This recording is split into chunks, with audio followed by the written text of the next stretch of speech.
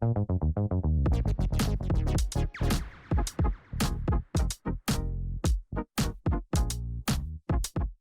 very warm welcome to the UKFF YouTube channel and welcome to our brand new podcast. It's our first in a series that we're calling Focus Floorball, in which we're going to step a little bit outside of the UK at times and we're going to talk to people from around the floorballing world just to learn a little bit more about this sport that we love and how the rest of the world can teach us in the UK a little thing or two about growing our game and expanding our horizons. Today, I'm really excited to be joined by an SSL coach and a tournament director who has put on some amazing tournaments just this year. His name is Martin Forman, and we're going to get into it right now with Martin. By the way, if you don't know, my name is Darren Paul. I'm a UKFF commentator and also social media guy. Martin, it is very nice to see you again. Hello, everybody. Warm welcome to everyone. Thanks for having me.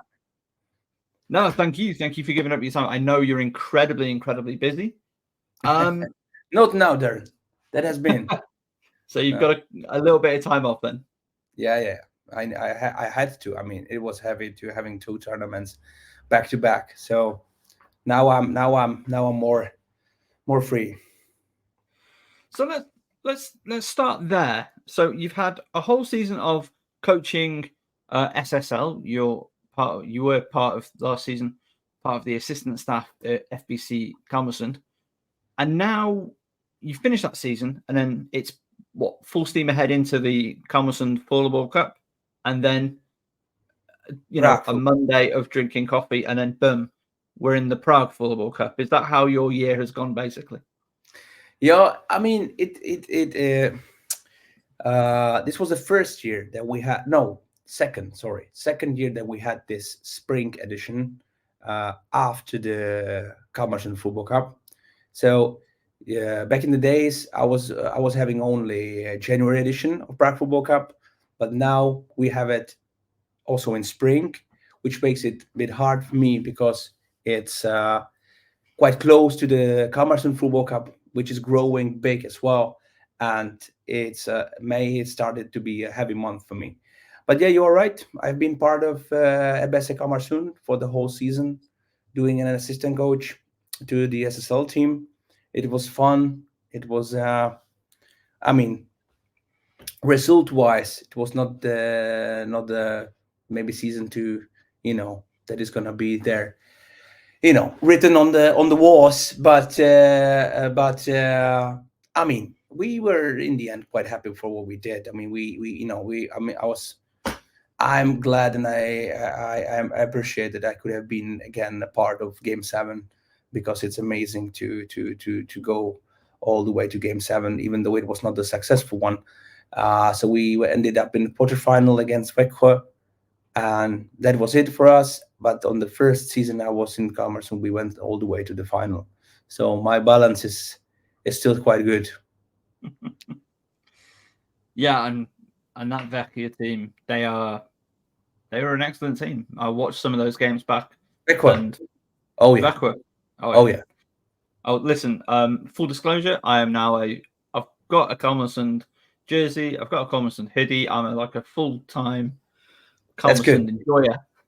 You need to know that you have to say I'm a full Sundet guy. That's what they say. Sundet. It's like a shortcut of the Kalmarsund. So when they're cheering, or like singing, they say Heja Sundet. Heja Sundet. Yeah, you got to know that. I mean, you got to know that for multiple reasons, not that you're just now, the the main cheerleader, but you are also going to be commentating then further on. So you need to know what that means, Sundet. So that's just a shortcut for Kalmarsund. Let's talk a little bit about you in floorball then. Obviously, you're from Czechia, if people don't know. Where does floorball start for you? Where does floorball start for me? I started to play floorball myself when I was like 8-9 years, somewhere there. I have done I mean, average, really player-wise career. I made it to the highest level only under 19. Then I was never selected into like the top level men's competition, men's team. And then I started quite early coaching in Bohemians since I was 17, 18.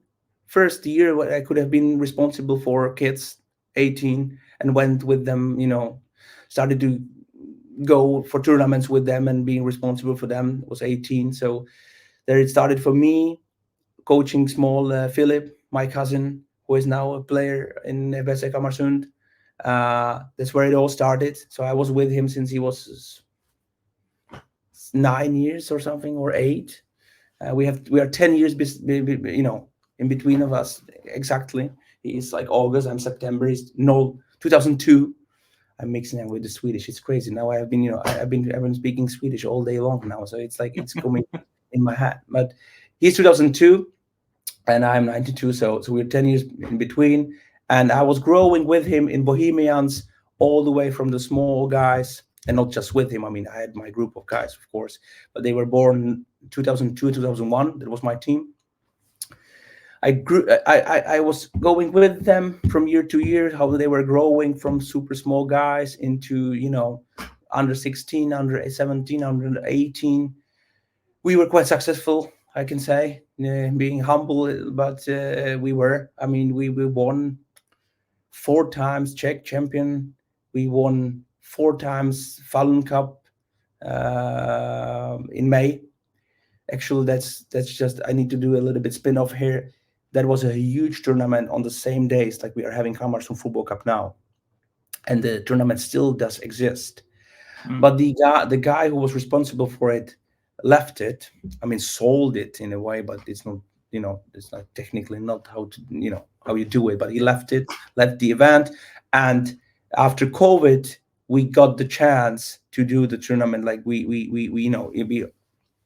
say that we took the chance to grow another tournament on the same date in Kalmar, and we got a success because it was a good timing, because that event was on a decrease, you can say, and it was after COVID, so it was a little bit blank sheet space, and so it was a tournament that we used to go to.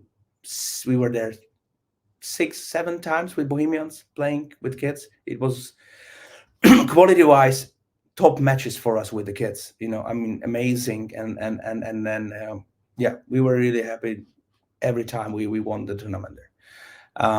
So that was my career as a coach of kids in Bohemians. And then I had a break somewhere there because it was just too much of coaching after we won U19, I think. I got a time off. I went for the whole winter to Japan to do a snowboarding. I mean, partly I was doing a snowboarding instructor, or more of like a guide, partly, but I was more of like the operations guy and social media guy who was doing a video there and then driving to pick up people there. But I had to take a time off from from coaching, pardon me, because it was the whole winter off. And after that, I became a staff member of the men's team in Bohemians, because my boys were already men level, still pretty young, but they were already good enough to play on the men's team. And then there was COVID, so 3 really strange seasons, when you go for it and you have quite a good team, and then there was 1 year, it was, I think we ended second game in quarterfinal, and the season was called over. And then it was then there was this fun time but crazy time at the same time.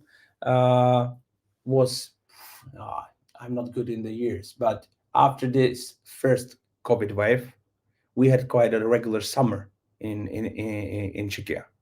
Like, it started somewhere March, right? The first wave, the very first wave.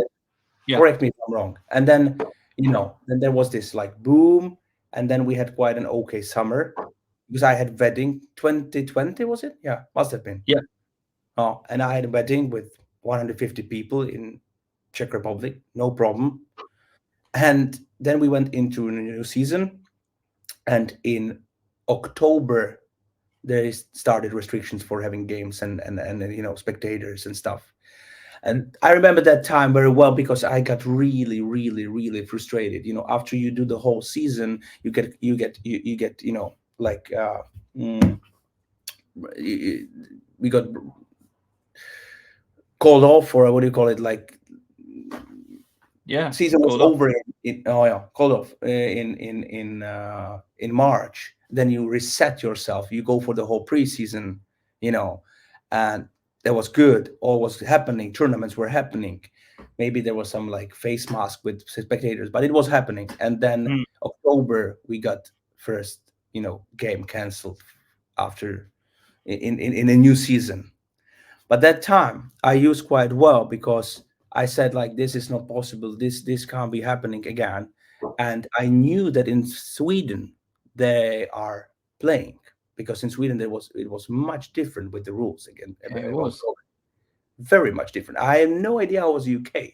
How was it for your football and stuff? um, yeah, sport was happening. So I was still working in basketball. I was commentating basketball, but I was one of. It was in the arenas. It was the players, the officials, the And you? coaches, and me, and my Yeah, co-commentator, and the stream director, and that was it. yeah, And maybe an ambulance personnel.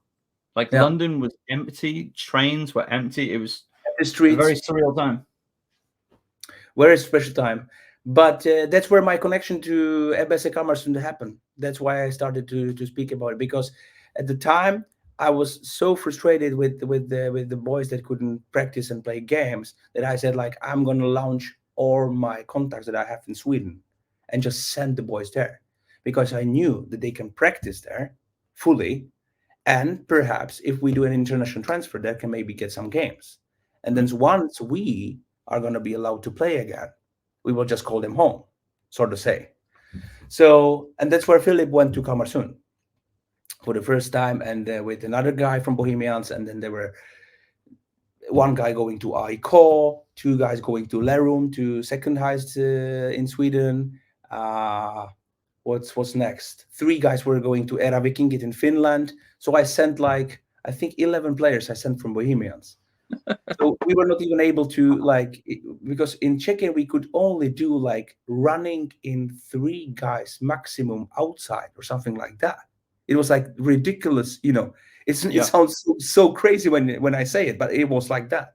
It was like I think 1 week it was maximum group of 5, and then another week it was maximum group of 3 people. So we were scheduling like running outside in October with like sections for 3 and 3 and 3 and 3. It was like, then I rather sat with my computer and phone, and I was calling and ordering flight tickets for the boys to go, because it was good, because it was like, okay, this is not, here is nothing happening, and you can be pushed to do this, that we push them to do it even without COVID, right? We push them like, go and try and see, and it would not be possible if our games would be happening, because I mean Yeah. they were still players of Bohemians, of course, and I mean you have a contract and everything.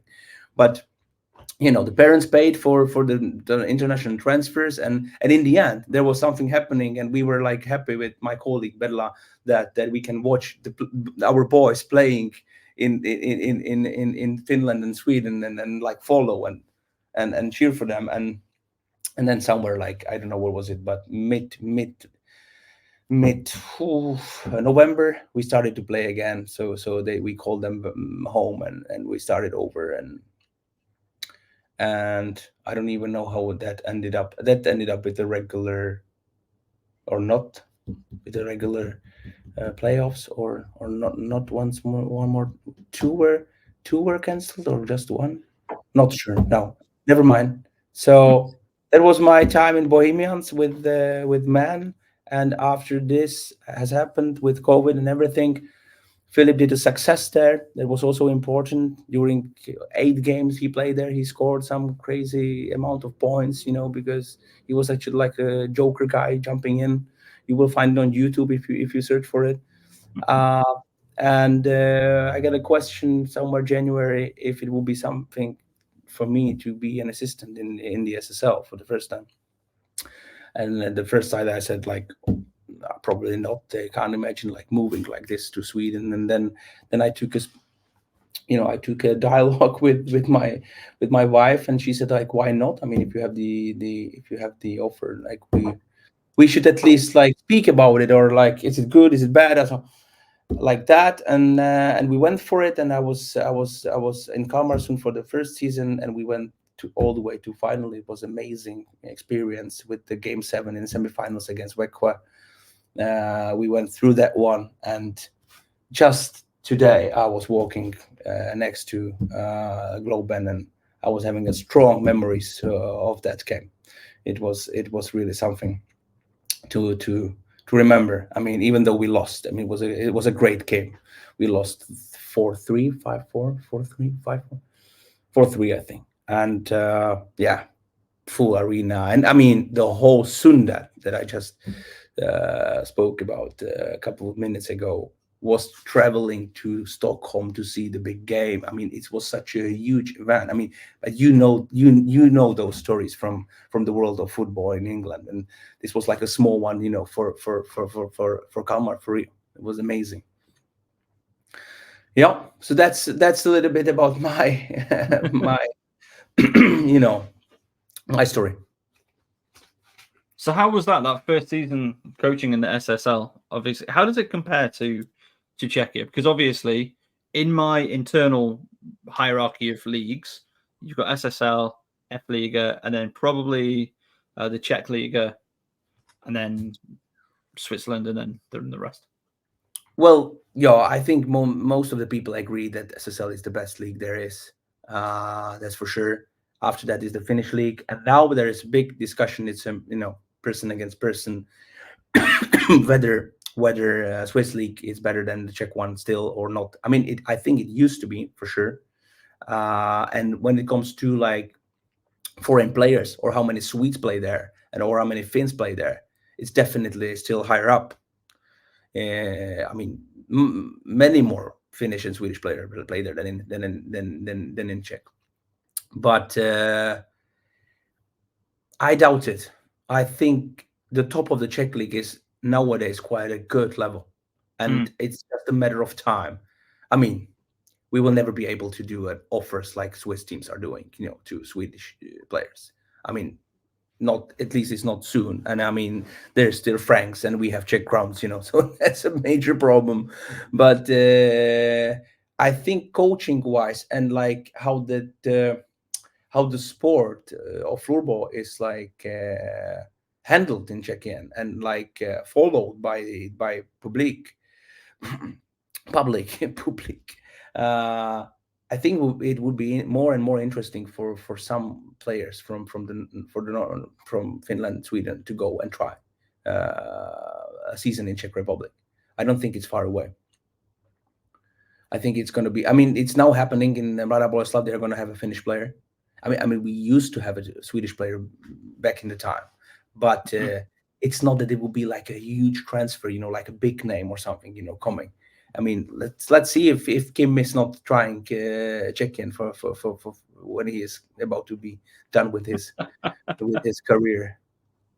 Maybe. I mean, we'll see. We will see. We will see. So yeah, how was the experience of coaching in SSL? I didn't answer your question. You've done in SSL. Is it 2 years now? Two seasons. Yeah. 2 seasons. How was it compared? Very different. I mean, you really have to get into Swedish thinking and culture, and how they think mainly. What's important stuff for them and what's not, and very different. But I mean, I don't know if I can call it, in general, really hard. I think it's very coach to coach and team to team and club to club. So I can only compare Bohemians and Bästa Kalmarsund. I haven't been in any other club in the SSL or either in Czechia. In Czechia. And Bohemians with Bedla was a huge tactical coach. So a really tactical guy. So that was specific to work with him, because he was tied to certain details and certain practicing style, and he himself has a certain attitude and personality which you need to get to know and adjust to it. And that was very different in Sweden, because we were three coaches from the start: Viktor Gustafsson and Christian Gunch and me. And there we had certain roles between, split out between the three of us, of what is each of us responsible for. So if I compare it, then it's going to be that in Bohemians, Bella was a absolute head coach, where I was like only helping him with certain things and trying to be, like an extra guy to listen to the boys, what are their needs, and like to see a little bit more inside of them than he can. And then he is able to, though, also because he will use all my empathy and like try to speak to him about this can be good and this not, maybe this is too much for them, and no. And I did kind of the same in the end in SSL Kalmarsund, but I was not expecting it to be like that. In the SSL Kalmarsund, I was responsible for like definitely more of attacking game, more of what's happening on each and every practice. But I was always the guy who is on every practice and who is there for the boys, so to say. At least that was very similar with my first and second season there. Of course, the role has changed a little bit from the first season to the second season, but it was the same thing. I was the guy, because the coaches there are also that not every coach is there on every practice. Yeah. So my role was always that I am the guy living in Kalmar and being there. So if one of the coaches is missing, Martin, it's you, like that. And I had to learn a lot about Swedes as people, like to, before you can start to push someone, like, or say something to someone that you feel like that in a coaching way can be a good way to push him, you have to be quite certain that he will take it in the right way, or he will accept it, or he will understand it. And then there's this language thing, right? I mean, it's when it comes to dialogue one-on-one with the player. I mean, you have to, quite honestly sad. I mean, you are still a guy coming from a country that they feel like it's below them, when it comes to ranking of floorball. So you need to show that, okay, you have something that you can give to the team and it can be good in the end. So that's one thing. You have to earn your spot somehow, in a way. Even though you are coming as a coach, you don't say like, hey, I'm Martin, and now we're gonna run lines because it's good. No, so where was I? So first I had to learn a lot about them before I could really start to approach them with, okay, let's do this a little bit like that, because I think it's good. And I had to be, behind that thought, there has to be some kind of proof that it's going to be good to do it that way. And that took me quite some time, to get on that level. Like, it doesn't happen overnight, So I was slowly, step by step doing, hey guys, this exercise or this drill can be good to do at this time. I think it can help with this thing. And slowly I was trying to approach them with my stuff, like with stuff that I believe in coaching wise, and the other coaches believed in it as well, so that helped me for sure. But first time I was really able to say something 100% honest to a player that I was doing already in Czech Republic, like instantly, without much of a thinking, because also uncomparable. I knew those players for 10 years. Those were my boys from childhood. I mean, I know them from kids, So you can't compare like moving over to a different country, different level, and adult people. that played floorball longer than me, perhaps, Yeah, and people possibly. Yeah. like Wilson. It's completely different worlds. Uh, it took me like you can say on the first season, first dialogue or like something where I was feeling like I am coaching at the moment was like after half a year, I would say. And language wise, also have to mention that it's a second language for me and it's a second language for the player. So you have to be super careful what you say. It Mm. can be understood a little bit. It's I say a little bit the not the super, you know not the I say not the perfect word, and he understand it in a not the perfect way, and then it's Yeah. then it's a completely different thing. What the two of us are thinking. So the sync is important, and they get to know you. I mean, they get to know me. Have to. I need to get to know them on a certain level, so we can have a honest dialogue, and that takes time. So that's why I was actually if I turn the page to the second season, that's why I was excited to go there for the second season, because half of the team or more was the same guys, and I was excited to like work with the same people because I can reach them further because I know them already a bit. How did you? Yeah. How?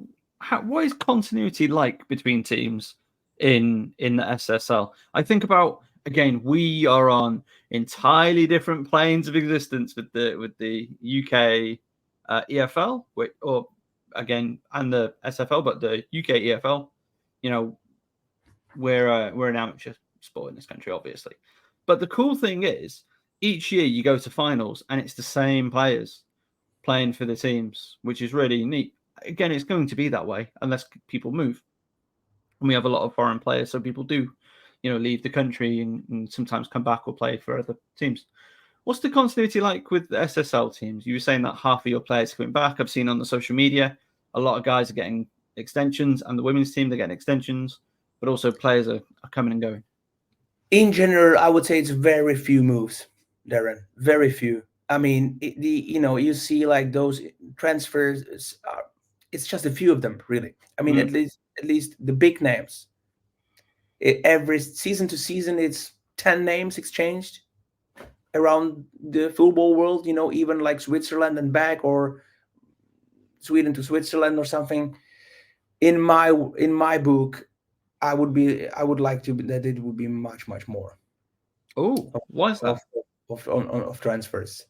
I mean, I don't think we can move the sport further without be having more international players in all of the leagues, because it will push the level in certain way. It will push the coaches to speak English. It will push the terminology to become English, fully English. Or, I mean, the players are having different demands from the countries that they come from. In a bad way, they can be surprised with the level on one in somewhere. In other perspective, they can be demanding something more from from the club that they moved in, and that can really help. And first and foremost, they will see the game differently. Mm. The game looks different in each of the country, and not only like for the spectator on the stands. You see a clear difference, even when you're just sitting and watching. But tactic wise, how much you speak about tactics, or in what way you handle tactics on the practice or before the game, and that's very different, I would say, between those four nations and the leagues. So that would really help to have a mix, I would say. I really think so. What kind of I'm thinking with my basketball head on a little bit more. What sort of analysis are you doing on other teams? How much of that is in SSL? Because you've got a brilliant, well, actually, outside of Sweden, you've got a brilliant package of I can go and watch every game from last year. I assume you guys have all of the data and stuff like that. What's that like from that point of view? You can go and watch, but you have zero statistics. Literally zero. It's so bad, Really? especially SSL. It's so bad with stats. So Interesting. you can definitely go and watch and scout yourself for like patterns and like, let's be careful because this guy is doing that from the left side and like that. I mean, of course, we've done a lot of that, especially when it comes to playoffs. Then it's really worth of spending a lot of time with the particular opponent because you know you're going to play a couple of games with them. But from game to game, there was definitely a difference from Bohemians from Prague, that we were doing a lot more about who do we play with against next weekend and how do we prepare against them. In Bohemians, we were much more focused on our game. In you know, saying if we do a good game, for us from with our prepared game plan and we do a good performance, we win the game. We don't have to care that much about their strengths. There was much more in the SSL, and then it's even more on the international level for sure. I think it's like steps like that. On the other hand, I have to say that sometimes I was criticizing that it's too much in the SSL as well, because when you focus on, I mean, maybe it's because of I was just used to that we don't do it that much from chicken, but I did because I think then you are a little bit running off from your problems that you have in your game and that you need to just work because it's a drill and we have to get better at that and that and that. And speaking about if the guy is going to shoot from the left wing, I mean, that's something to take, on the individual level. Like, okay, this line is going to play against this line, and that particular defender has to know what are the moves of their best player, on the left side, and that maybe there are some patterns in their game that we have to be aware of. Okay, but then for me, it's still much more in the regular season. In the regular season mainly, it's much more for me about the development of your own game than digging into details of the opponent game, because you play one game with them or two, like, but half a year after that, after the first one, that it's not worth it. That makes sense. I like that personally as a coaching mentality. Like, focus on your own self first, and then worry about what they do. Right, I've got it's an on-floorball question. It's irrelevant to the conversation so far, with the exception of one thing you've said. You keep talking about he shoots from the left side. I have a theory that goalies, and I am one, goalie union, goalie gang. What position did you play, by the way? Center. Yeah. He's got that centre hair. He really does. He's got that centre swagger about him. We, in the goalie union, we struggle with a shot from the left wing, from the shooter's point of view, right near the boards, just over halfway. For me, that is the most dangerous place on the floorball rink, because I feel goalies get beaten from there more often than I feel that we should, but it happens so often, and I don't know why. Half the board, you say? So just in like half rink on the left, right close to the boards. Close to the boards. Close to the boards, and a shot from there, and it is just horrible. And I don't know. There's definitely something with the right-handed shooters. I mean, you meaning you said left? Yeah, on your right side as a goalkeeper, from your right side. Yeah, on my right side as a goalie. Yeah. So it's a right-handed. Then it's a right-handed shooter, most likely. And there's definitely something about them. I mean, if you look at the scoreboards and the tables, I mean, right-handed shooters are the guys having the points and having the goals mainly. And this distance that you say, it's called halva in Swedish, like half of the half. And yeah, it's the major the distance that all the shooters shoot from. So I mean, it's like, you say it's the hardest one for you to catch. I would put it the other way around, that it's where the most shots are taken from. Oh, okay. So then it's also like the balance of quantity takes part. Yeah. Maybe I only, because again, I'm thinking about that as a goalie who occasionally struggles with that, but he's not a very good goalie, and he's had 3 sessions in a year. He's back though. But also, those are the goals that I see go in and go crazy about on commentary. Interesting. I did not realize there was a name for that area of the rink, Harbour. Yeah, but it's like a line through the half of the court. So Harbour. Let's talk about the Kalmarsund Floorball Cup, which I was lucky enough to commentate at for the first time. It was my first time over there. It was the first time in Sweden, in the beautiful city of Kalmar. 10 out of 10. Recommend it. I didn't go into the cathedral because I want to take my wife in there and I want us to experience that together at the same time. Anyway, what a tournament. So let me remember the numbers. We've got 199 teams. We've got 4 nations represented. We've got 3,400-ish players, couple of hundred coaches, loads of physical coaches, the buses, 10 rinks, 7 arenas, all these descending for 4 days in one city. It's not a massive city either. It's like, what was it, 40,000? You can say. Inhabitants? A little bit more. What an, certainly for the tournament, what an unbelievable, for me, I look at that and what an achievement to put that on firstly. But where did that come from? Thanks. First, thank you very much. I mean, it is really a successful tournament so far. This was the 3rd year we do it, and I mean, there, just to be completely straight, there are much bigger tournaments. There is a huge tournament in Göteborg. There is a huge tournament in Storvreta, in Uppsala in January. So we are actually in the size of, on the chart of the size of the tournaments.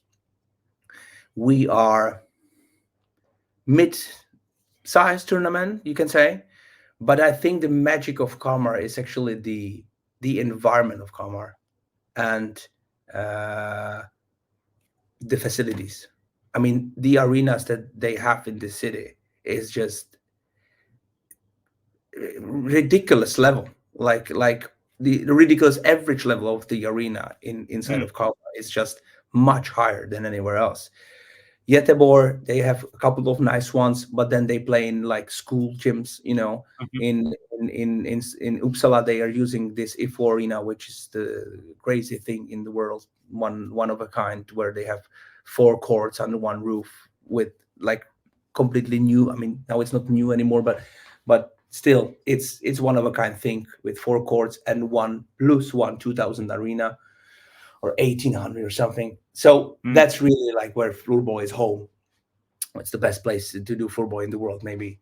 But the setup that we have in Kalmar with one building with 3 arenas, like not the newest ones, but one is still pretty big and 2 small ones. And then we used for the first time this Headstore arena where you were commenting, which is an original ice hockey arena, but cozy one, completely brand new one for 2,400 people sitting, served floorball so well. It was like, normally when you see a football court inside of an ice hockey rink, it looks a bit of a strange and you don't like the glass and it's you feel with your floorball thing, you feel like a guest there. But I felt Headstore we really own for that occasion. Normally when you see an ice rink, the last World Cup, I wish in a lot of ways that I played the final in the smaller arena in Switzerland, because that is a purpose-built floorball handball arena. So it's tight, it's intimate, it's a small ball. I get why you wouldn't, because it is so much smaller, but it's a proper floorball arena and it's on 4 sides. Would have been better. And it would have looked amazing. But like you were saying about Headstore, it didn't feel compromised. I was really impressed by that. No, precisely. And that I'm super happy about, because I myself was super stressed about the glass, the plexi. I was the one who wanted to get rid of it. I say, like, from the start, I was saying, we have to get rid of the plexi. Otherwise, we are still going to be, compromised. Something in between of ice hockey arena and football arena for a weekend. But then we put it down only on one side because it's a hell of a work to get completely rid of it. and like even technique wise, I mean, it's not easy thing to do for Yeah. a weekend. But I mean, it was as I say, it was amazing. I mean, we did a lot with the lights. We did a Yes. lot. We did quite a good four. I say no one was complaining about it, and it was, good quality for 4 days straight. So no holes or something. So good, and sound system and all the equipment that the arena has and we could have been using is just amazing level. And beside this, we still have the SSL arena that we normally play at, and then a couple of more arenas which are maybe not the biggest in the world, but still quite new and like cozy and floorball, ready for floorball. So Yeah. and I went to one and it had 5 badminton courts. I counted one of the arenas that I visited. So I went to the SBB, the hat store, and another one that I didn't catch the name of, but it was small. It was in a suburb or something. I don't quite know, but it had it was 5 badminton courts long. And again, this is a basketball thing, but I always count how many badminton courts are in a venue because that is huge. It was a small little rink. It was being played with under eights in there, but it was huge venue. Yeah. And then you forgot to mention the whole part on the island of Ireland. There Did you is have also venues over there? yeah. So it's a thing worth mentioning. The tournament is arranged by two commune, which is like a municipality in Sweden, and one is Kalmar commune and one is Morbilonga commune, and the Morbilonga commune is on the island. So we do it together, two cities together. So when you say the tournament is called Kalmarsund Floorball Cup, because Kalmarsund is actually what do you call it? The part of the sea between the island Right. and the land. Yeah. And that is called Kalmarsund. So Kalmarsund is the way to call both of the places, even the land and the island together.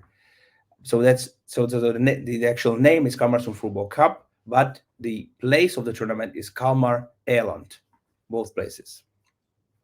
And they're quite sensitive about it because the origin of FBC Kalmarsund is on the island. Yes.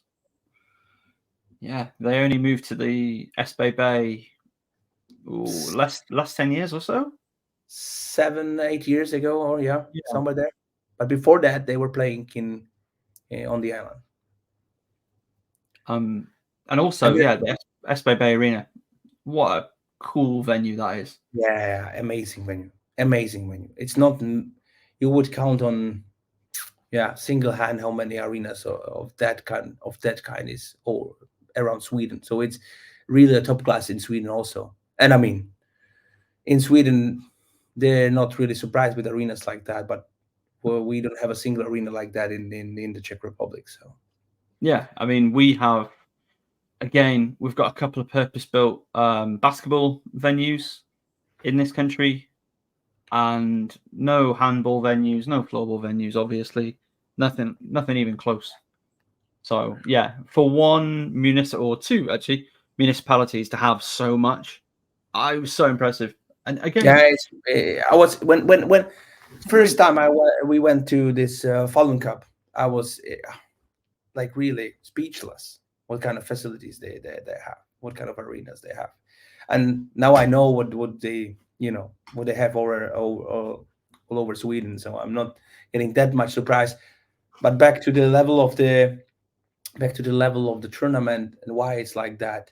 The arenas play a big role, but then besides that, it's really nice people of Kalmar Island, like around the club, who are helping with the whole arrangement, and then my great colleagues from the club, and there's really a good group of enthusiastic people who really want to push the thing, and my friends, guys who come every year over from Prague to do the production, help with the production in multiple aspects, video, photo, They are talented guys, and they like to push each other in, like, where can we have the level really. And if people would just open up the Instagram or something, they will see that we are trying our best.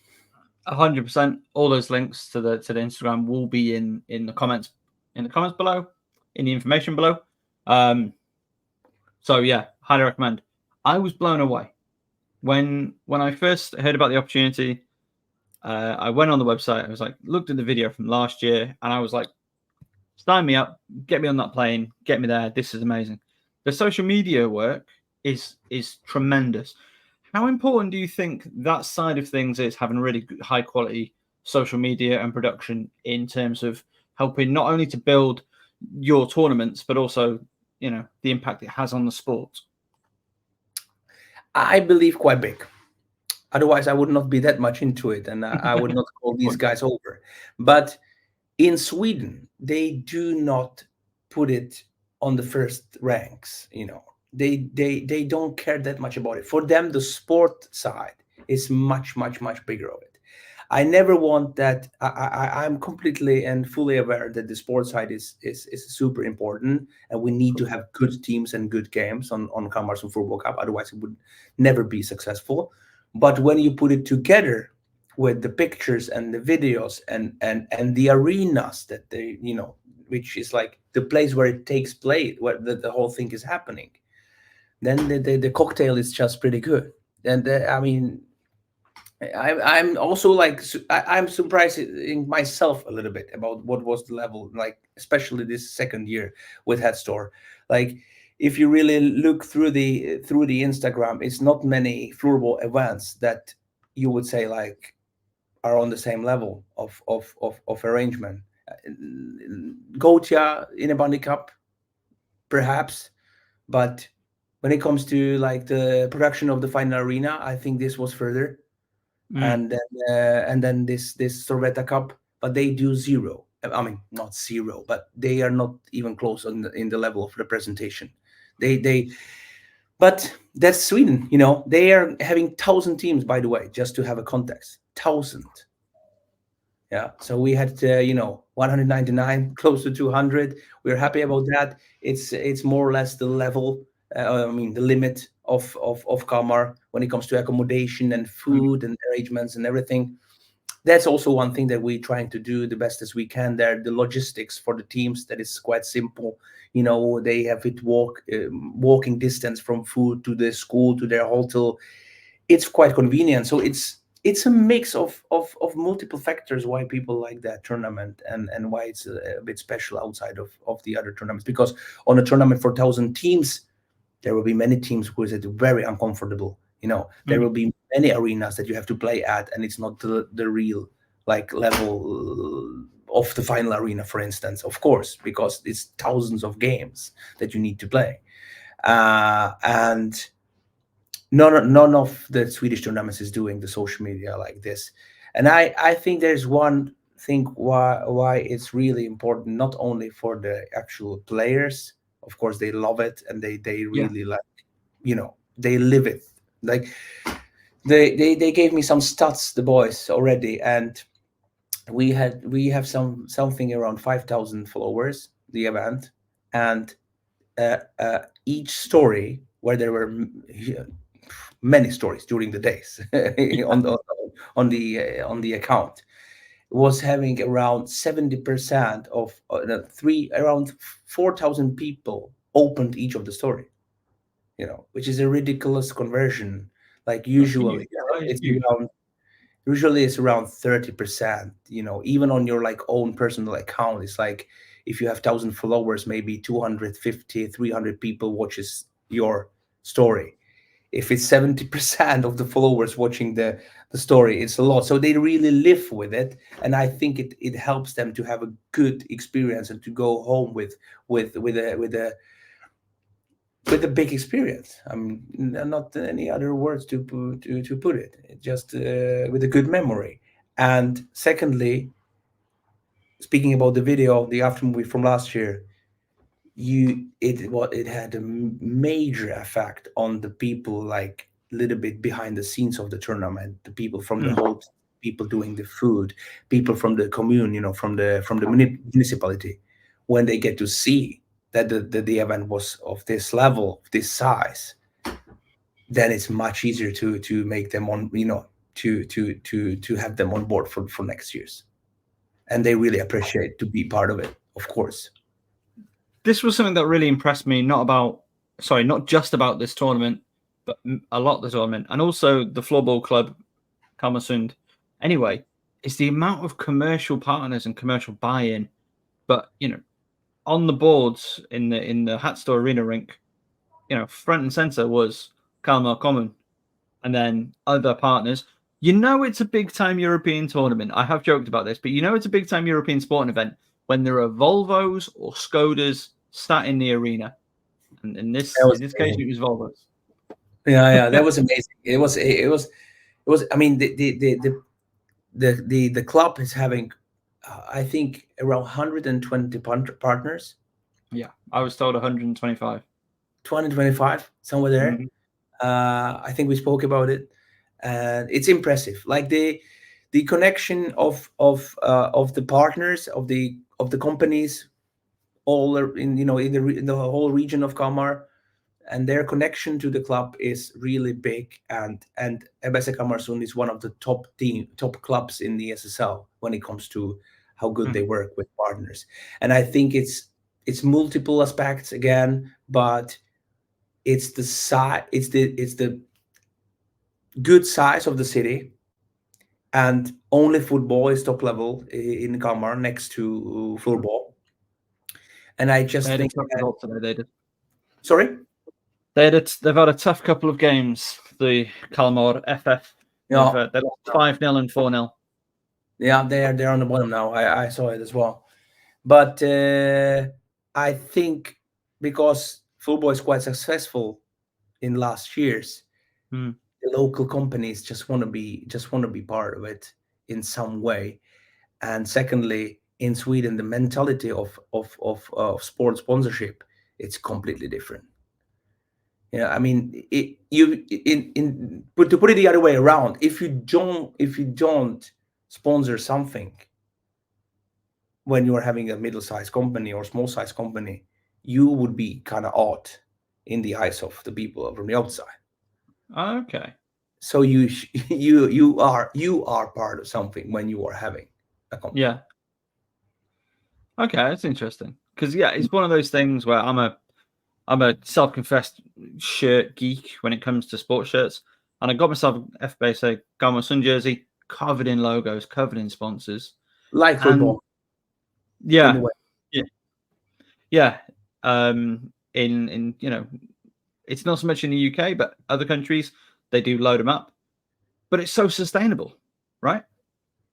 It's so much more sustainable that way, because if one partner walks away for whatever reason, you got 124 there, and that just helps you able to put events like this on. So how much does the club get involved with the tournament? Because I know that I was dealing with a lot of people from the club and some pretty high-ranking, high-status people, and a couple of World Cup winners.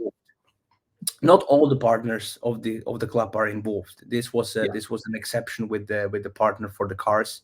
It was amazing. I mean, they really gave us 5 cars just to stand in the arena like on the World Cup ice hockey. We were joking about it. So that was fun. But they are one of the top partners, so they're sponsoring with a couple of cars for players and management and everything. But otherwise, how much the club is connected to the tournament? I mean, fully. Club is the main organizer. Mm-hmm.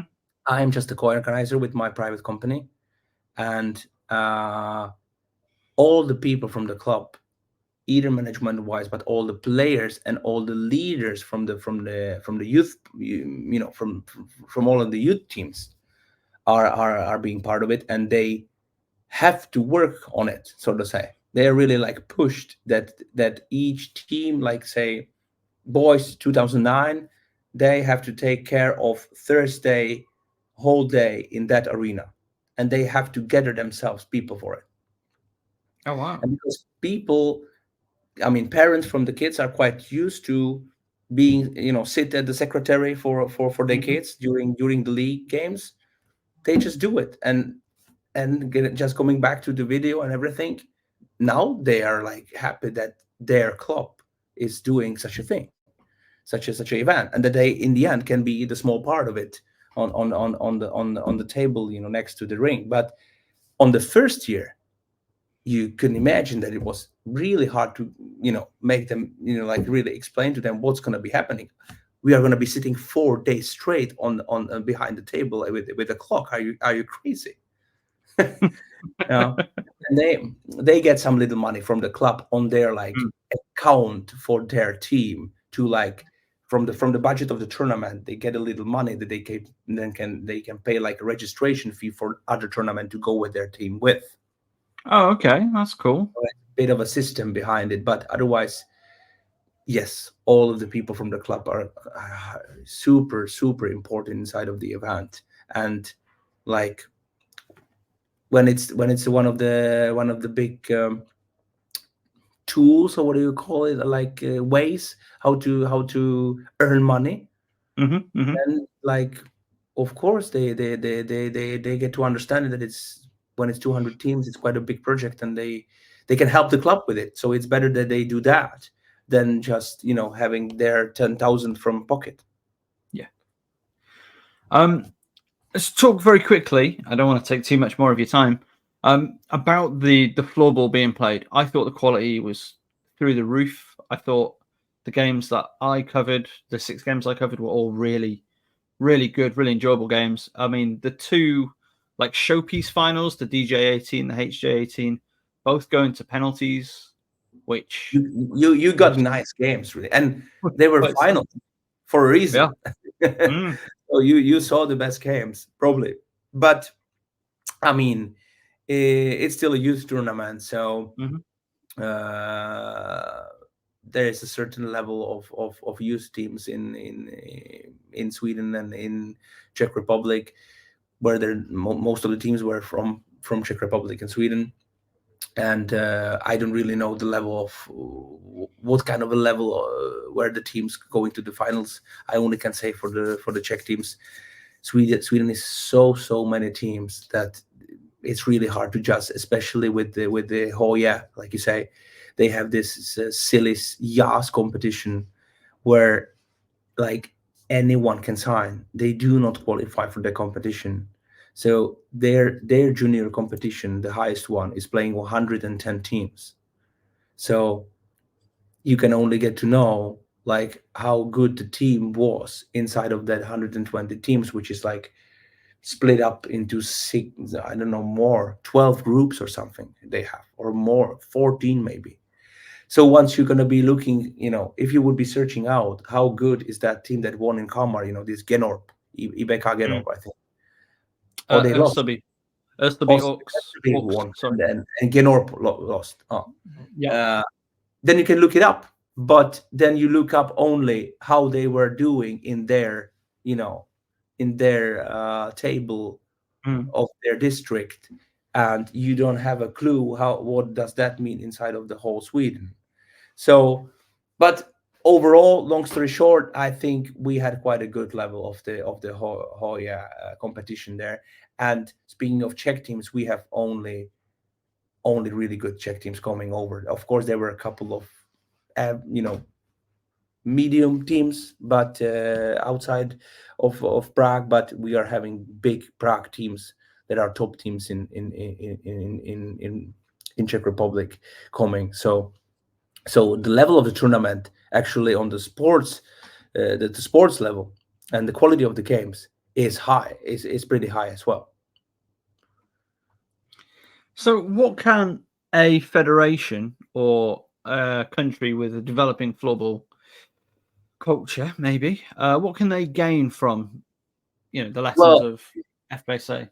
first, I'm gonna say that I am personally super happy about this thing that you came. I mean, it's a small thing, but it's a super win-win thing. I was really, it was one of my organizing dreams to have a English commentary, like to have the highlights. And you haven't seen the after movie from this year. It's coming Probably Wednesday is going to be out, and I can show you a version like that is not out yet. But but I think it's another level of like of a content, sort of say. I mean, when you see the goal, how when you see like a play in football and the English commentary with it, it's amazing, and I'm really happy about it, and just getting in contact with you and you coming over and you being so happy and appreciating the moment was perfect. It was just perfect, and it really pushed my energy even inside of the event when I had thousands of things to handle. But you should be, in my book, coming over with teams. So now it's just you, one person coming over, seeing what's happening, what can be inside of the topic of floorball really happening, and you are already spreading out the word about it. What you have, like, it's crazy to say that in 21st century, but you saw something and you are speaking to people of what you have been through. And no, I think I don't stop talking about it. People are they're like, yeah, we get it. You went to Sweden. I was like, no, but you don't understand. It's just different, to watch some kind of, Instagram or pictures content and to be at the event.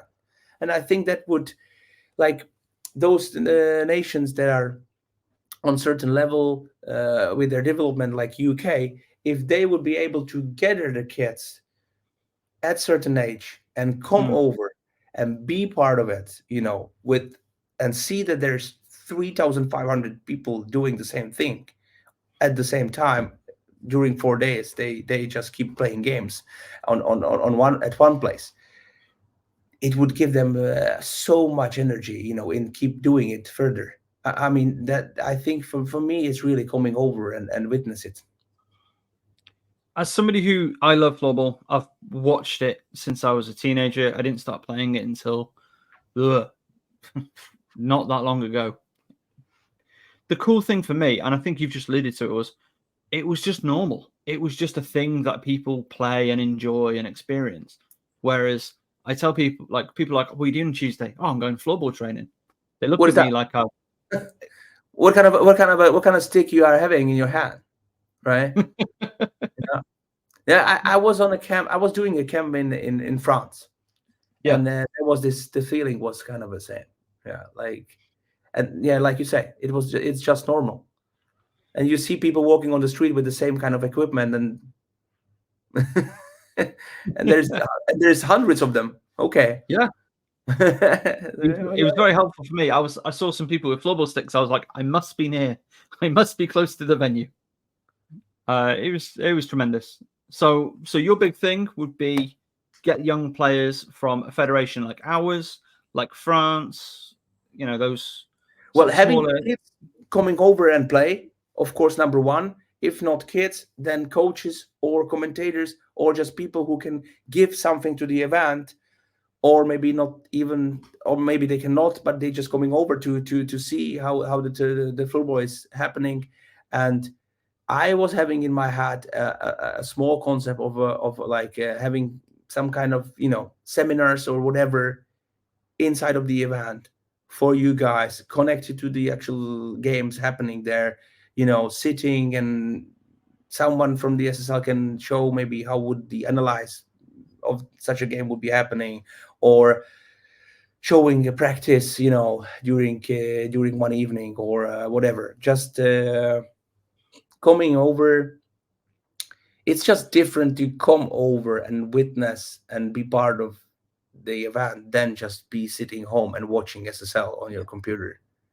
That's that's such a distance. When you come over and be part of it, you're much closer. Yeah. I mean, you feel it, even without everything you've just said. Just being in the arena, being around floorball people, you just feel connected to the sport in a different way, I found. There is, the closest thing we have in a lot of UK sport is there's a basketball tournament every year. Well, it's not even a tournament. It's just a showcase game where on the one day there's a big seminar for basketball people. the next day it's the games. And that's exactly, I like what you're thinking. Basically, make it like a big workshop as well. I like that a lot. And it helps like to really be honest to yourself about where is the level really for you, like you realize now where is the level of arenas in Sweden where you are at. It was like this for us when we came for the first time from Prague to the tournament in Sweden. We were like, okay, so it's like this. And now we're getting closer and closer, not in arenas but in the actual game. I think we are doing steps. So definitely has to be more connected, and people get to know, like the two of us, we now know each other a bit, can help floorball in the end. Well, and you've alluded to it, that's the whole point of this little series and related content that I'm not going to reveal just yet, but it's coming and it's going to be pretty cool, I think. Is all about trying to help grow the game even a little bit, even in our own small way that you and I are trying to achieve. Well, thank you so much for your time. I really appreciate it. And again, thank you for having me over in Kalmar and experiencing the tournament. Obviously, happy to be the English voice of the tournament as well. That was incredible honor. Is there anything else you wanna say wrapping up? Anything you have to plug? Pardon. Thank you to Darren. I really appreciate you were saying 100% yes to my offer of coming over. I think it was all amazing. Just showcase those streams somewhere if you can, like to show people how it looked like. Even the level of the stream was quite good. So it wasn't quite good. I just want to clarify that it wasn't quite good. It was fantastic. The level of the stream was so smooth. No, you don't understand. It was so smooth. Like, excellent team. Excellent. They're good. Young guys, but so energetic, and like they just do it. Like the way they worked with the jumbotron. Yeah, I mean, I was driving them back, so we had a lot of hours to speak, and they said they had so many issues with it, but they just thought, technical issues, hundreds, calling Swedes who made the cube, to like tell them how is it with the resolution, connection. And in the end, it looked fantastic, the jumbotron. Yeah, I mean, you would have never known that there was a single issue. No. So that was amazing work as well, and I hope they will do more streams all inside the whole sport, because there are gaps, I would say. I mean, not even stream from the highest Swedish league is nice enough in my book, but it's good. It's not good enough, I would say. It's just poor quality. So to wrap it up, I would say I'm glad you came. I'm glad you witnessed it. And I hope we will grow. We will help to grow the game a bit further, and more people to come and see it from UK for sure. That would be nice. At least it's going to be you and your wife next year. Probably. Yes, send me those dates so I can get the time off work. I do it right after. Amazing, perfect. Lock me in, 100%. I cannot wait. Martin, thank you again so much for your time. The very, very best of luck to you this upcoming season, and maybe we'll try and get you back on mid-season just to have a little chat about how things are going. I don't know. I've sprung that one on you. Don't need to answer, right? We've got a thumbs up, people. It's happening. No problem. Cheers. Thank you so much. What a brilliant start to our new venture. I just want to say a massive thank you again to Martin, and a massive thank you for you checking out this video. Please share it with anybody who you think could potentially enjoy floorball or does already love the sport but doesn't follow us for whatever reason. If you're not already subscribed, please do so. It really helps us out. And I look forward to speaking to you again in about a month's time with another episode of this very show. Take it easy, and I'll see you soon.